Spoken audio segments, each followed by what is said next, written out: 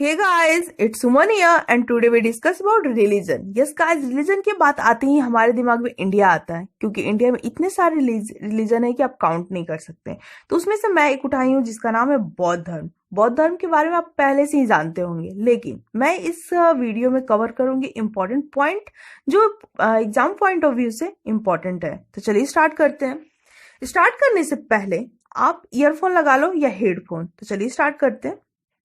बौद्ध धर्म के संस्थापक गौतम बुद्ध हैं। इन्हें एशिया का ज्योतिपुंज या लाइट ऑफ एशिया कहा जाता है।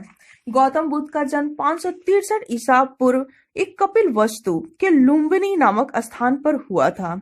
इनके पिता सुधोधन शाक्य गण के मुखिया थे। इनकी माता माया देवी की मृत्यु इनके जन्म के 7वें दिन ही हो गई थी। इनका लालन पालन इनकी सौतेली माँ प्रजापति गौतमी ने की थी। इनके बचपन का नाम सिद्धार्थ था। गौतम बुद्ध का विवाह 16 वर्ष की उम्र यानी 16 ईयर की अवस्था में यशोधरा के साथ हुआ। इनका पुत्र का नाम राहुल था। सिद्धार्थ जब कपिल वस्तु की सैर कर रहे थे तो उन्होंने 4 दृश्यों को क्रमशः देखा। पहला, बूढ़ा व्यक्ति, दूसरा एक बीमार व्यक्ति, तीसरा शव और चौथा एक सन्यासी। सांसारिक समस्याओं से व्यथित होकर सिद्धार्थ ने 29 वर्ष की अवस्था में गृह त्याग किया, जिसे बौद्ध धर्म में महाविनिष्क्रमण कहा गया।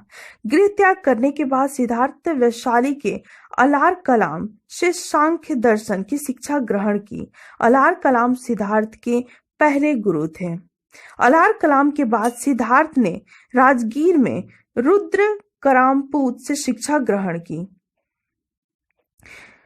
बिना अन्न जल ग्रहण किए 6 वर्ष की कठिन तपस्या के बाद 35 वर्ष की आयु में वैशाख की पूर्णिमा की रात निरंजना फांगुन नदी के किनारे पीपल वृक्ष के नीचे सिद्धार्थ को ज्ञान की प्राप्ति हुई।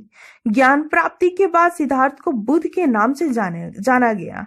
वह स्थान बोध गया कहलाया, जो बिहार में है। बुद्ध ने अपने उपदेश कौशल वैशाली, कौशाम्बी एवं अन्य राज्यों में दिए। बुद्ध ने अपने सर्वाधिक उपदेश कौशल देश की राजधानी श्रावस्ती में दिए। इनके प्रमुख अनुयायी थे बिंबिसार और प्रसेनजीत।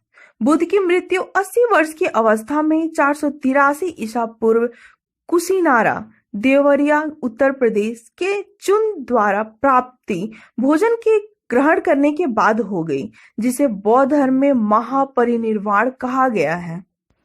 एक अनुश्रुति के अनुसार मृत्यु के बाद बुद्ध के शरीर के अवशेषों को 8 भागों में बांटकर उन पर 8 स्तूपों का निर्माण कराया गया। बुद्ध के जन्म एवं मृत्यु की तिथि को चीनी परंपरा की कैंटोन अभिलेख के आधार पर निश्चित किया गया है। बौद्ध धर्म के बारे में हम विशद ज्ञान त्रिपिटक से प्राप्त हुआ है। तीनों पिटकों की भाषा पाली है। बौद्ध धर्म मूलतः अनिश्वरवादी है। इसमें आत्मा का कोई परिकल्पना भी नहीं है। बौद्ध धर्म में पुनर्जन्म की मान्यता है। विश्व दुखों से भरा है का सिद्धांत बुद्ध ने उपनिषद से लिया। बुद्ध के अनुयायी 2 भागों में विभाजित थे, भिक्षुक और उपासक। भिक्षुक बौद्ध धर्म के प्रचार के लिए जिन्होंने संन्यास ग्रहण किया उन्हें भिक्षुक कहा गया। उपासक गृहस्थ जीवन व्यतीत करते हुए बौद्ध धर्म अपनाने वालों को उपासक कहा गया। बौद्ध संघ में सम्मिलित होने के लिए न्यूनतम आयु सीमा 15 वर्ष थी। बौद्ध संघ में प्रविष्ट होने को उपसंपदा कहा जाता था। बौद्ध धर्म के त्रिरत्न हैं, पहला बुद्ध, धम्मा एवं संघ। आई होप गाइज आपको ये बौद्ध धर्म के बारे में जानकर आपको अच्छा लगा हो और आई होप आप इम्पोर्टेंट पॉइंट समझ सके हो। तो मेरा मोटिव यही था कि आपको बौद्ध धर्म की इम्पोर्टेंट टॉपिक कवर कराना, इसमें मैं पूरा बता दी हूँ। तो गाइज अगर वीडियो अच्छी लगी हो तो प्लीज इसको लाइक कीजिए और अपने दोस्तों के साथ FB, व्हाट्सएप, इंस्टा सभी पर शेयर कर दो और हमारे चैनल को सब्सक्राइब कर लो और please hit the bell icon. Thank you.